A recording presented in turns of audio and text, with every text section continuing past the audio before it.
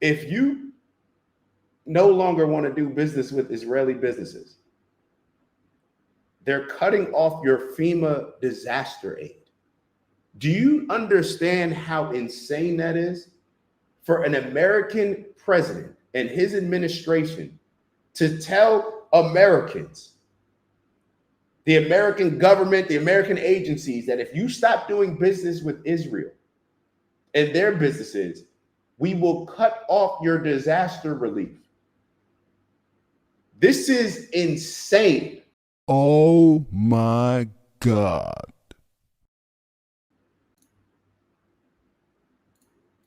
The situation with FEMA has somehow found a way to get even worse than it was. In the waning days of the federal obligation to assist with disaster preparedness and response, they find a way to put the American people behind not only like the donors or their desire to give tax cuts or whatever, but to literal foreign governments. And so here we're talking about the fact that any states and cities that do like a boycott of Israeli companies, the BDS movement that you've probably heard about, are gonna be denied funding for disaster preparedness. Because the Trump administration's position is, you owe more loyalty to corporations of Israel than they do to you, which is certainly a message to send to the American people, but they're sending it. And so grant notices were posted just a couple days ago by FEMA that said that applicants must comply with its terms and conditions. And when you dig into those, which they're hoping you will not, it includes certifying that they will not cut off commercial relations specifically with Israeli companies to remain eligible for assistance. It states discriminatory prohibited boycott means refusing to deal, cutting commercial relations, or otherwise limiting commercial relations specifically with Israeli companies or with companies doing business in or with Israel or authorized by blah, blah, blah, blah, blah, Israel. And that is fascinating. So just to make it very clear, he's saying that the states, the cities, whatever, if you no longer want to do business with Israeli businesses, they're cutting off your FEMA disaster aid. Do you understand how insane that is for an American president and his administration to tell Americans, the American government, the American agencies, that if you stop doing business with Israel and their businesses, we will cut off your disaster relief? This is insane. I don't know. I'm to the point where, every day I ask myself, do I regret voting for Trump? Am I to the point where if I had to do it again, I wouldn't vote for him? I told myself that I would give myself over the weekend to reconsider and not say anything as far as, when I get on the show today and say like, I wouldn't vote for him again. So I'm going to stick to my word. But this is insane. I don't know what metaphoric gun or what, let me not even say metaphor. I don't know what influence is making Trump completely turn on his base. Like you were running a campaign based on putting America first and prioritizing America. And now you are cutting off aid, FEMA disaster relief aid. If a company doesn't want to work with Israeli, if the city and state agencies do not want to do business with Israeli companies. First and foremost, want to give a huge shout out to everybody that continues to tap in with us, like and subscribe and join our community. If you haven't already, please make sure that you do. We look forward to engaging in some dope combo with you that can help us all elevate. So like, subscribe, and maybe even share the video if you're feeling real generous. On that note, we'll let you get back to the video. See you soon.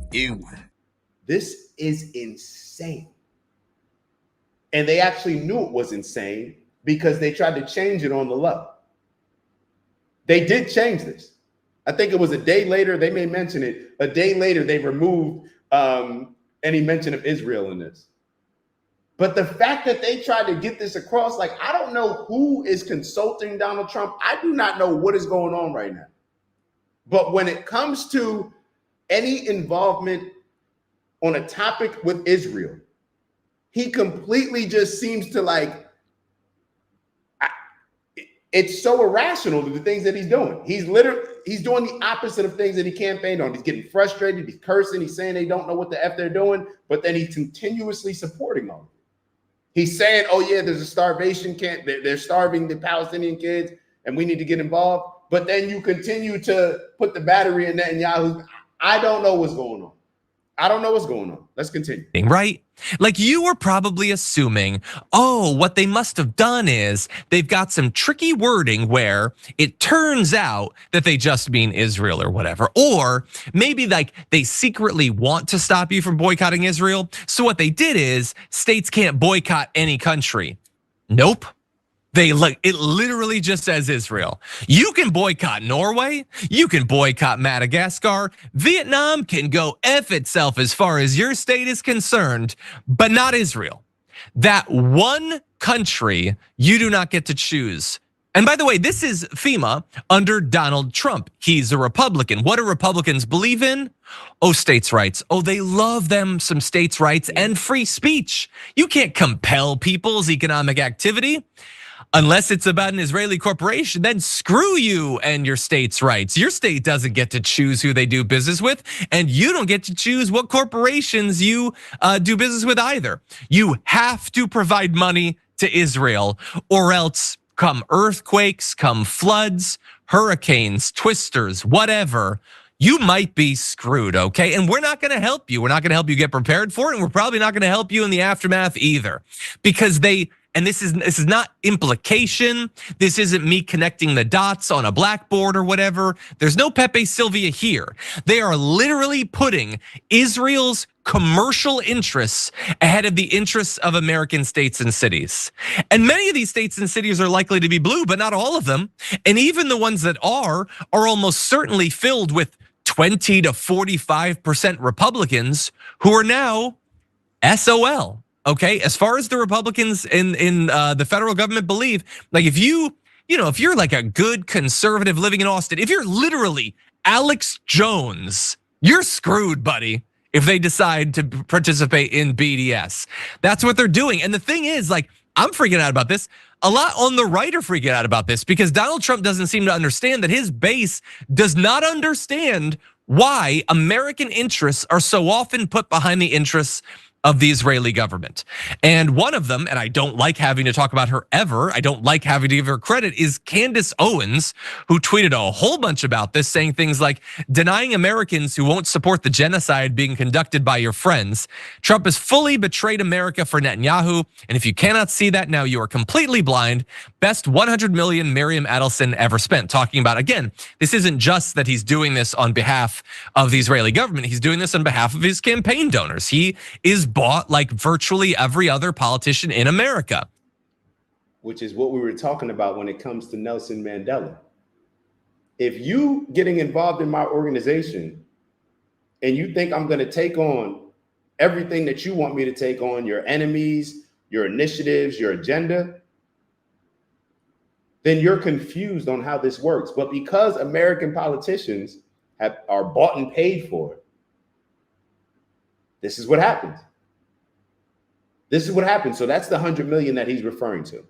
And she says, no matter how many times you say it, it is not racial discrimination to boycott a country in the Middle East. Israel is not a race. It is a country currently being run by murderous psychopaths who blackmail and control American politicians. Okay, I don't necessarily know directly about the blackmail or whatever, or the control, although we know that they provide a lot of campaign funding.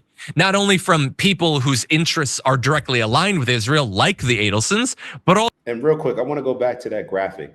It says there's no FEMA requirement tied to Israel in any current NOFO, whatever that means. No states have lost funding and no new conditions have been imposed. FEMA grants remain governed by existing law and policy, not political litmus test. This is because they changed it. I told y'all they changed it. DHS terms and condition only now remove the section stating boycott means refusing to deal, cutting commercial relations, or otherwise limiting commercial relations specifically with Israeli companies. So they just changed it and then try to, yeah. Let's I think we heard enough of that. I want to move on to this next video about the same topic. All right, we're going to get into a series that discusses a lot of the same things. All right, so I want y'all to this whole connection and it's hurting the relations between for Jewish Americans. It's really hurting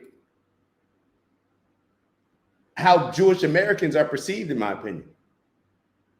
This is hurting it because you have certain things where it's like when you have that kid in the classroom, this is what happens. Well, I can't reference my mom. She's at her exercise class, so she's not. On Fridays, she can only tune in until about 8:45 now. But think back to when you were in the classroom and the teacher you got the teacher's pet. The teacher's acting favorable to one kid. Like that's just that you're doing certain things for that kid, treating them like your pet that you wouldn't the other kids. What ends up happening? How do all of us other kids look at that kid? That's the teacher's pet. Where we're sitting back wondering like, yo, that's unfair. Why are they getting all this favorable treatment? Like, why are they getting treated better than us? Why do the rules not apply to this person? It makes us dislike that. The kid may not have even done anything. The kid may not have asked the teacher to say, hey, treat me favorably. Now, the kid could say, hey, I don't want to be treated like this. But what kid is actually going to do that? Because that's a child. We're adults. But neither here nor there. Neither here nor there. It's Dak. Just want to thank you for checking out our video and visiting the OG Network. If you enjoyed the video, please make sure that you give us a like. And if you're looking to join a community of inspired individuals striving for purposeful abundance, subscribe. And if you're feeling real generous, share the video with some friends and family. All right, I'll see y'all soon. Ew.